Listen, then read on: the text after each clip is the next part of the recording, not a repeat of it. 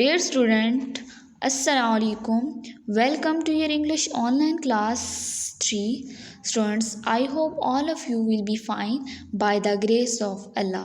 Students, in previous lecture we started chapter 11 Olivia goes to a dentist and hairdresser. Olivia का dentist और hairdresser के पास जाना. Now we started chapter 12 again and next exercise this chapter. Okay, let's start. Make sentences as in the example. Request: polish my shoes, iron my shirt, open the window, take my photo, pass me.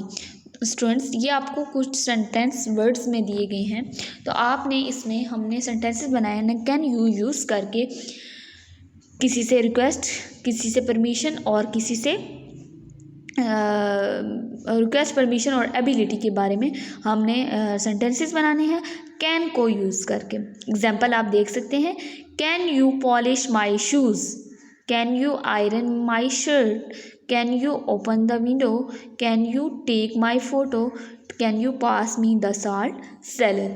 इसी तरह ये आपने 4 sentences बनाने हैं. फिर आगे भी exercise है, इसमें आपने योर सेल्फ विथ कैन और कैन नॉट यूज़ करके एबिलिटी सेंटेंसेस बनाने हैं. I can speak English, I can not row about, I can ride a bicycle, I can swim, I can read a short story. Write 5 sentences showing permission. आपने 5 sentences बनाने हैं जिसमें permission आपको ली जा रही हो, शो हो रही हो. You can stay here, you can take 1 pencil, you can join us, you can play together, you can leave now. Students, ये आपने तीनों पार्ट, तीनों एक्सरसाइज जो हैं ये अपने अपनी कॉपी पे, नोटबुक पर डन करनी है. Okay, next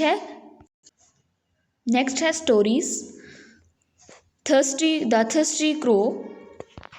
once upon a time, एक थर्स्टी क्रो मीन्स एक प्यासा कौवा. वंस अपॉन अ टाइम एक दफ़ा का जिक्र है. इट वॉज समर टाइम, गर्मियों का मौसम था, गर्मियों का वक्त था. The sunshine was spread all over the city. सूरज बहुत अरूज पर था सिटी में. A crow was flying frustratingly thirsty. He was thirsty and was trying to find water.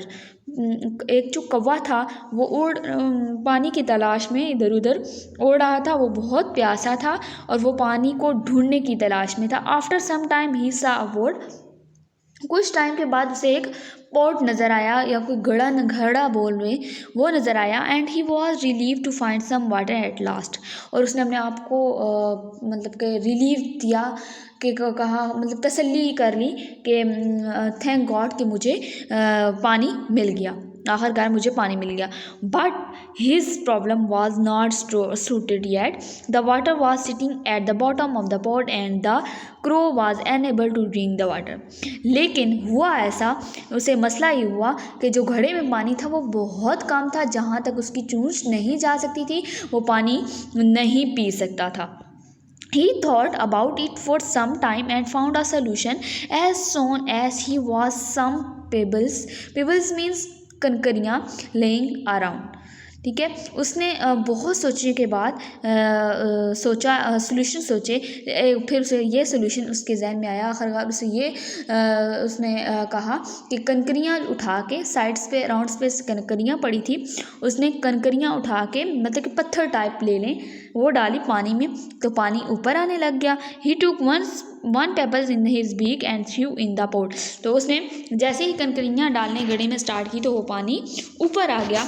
The water level cam up. तो पानी क्या हुआ, ऊपर आ गया.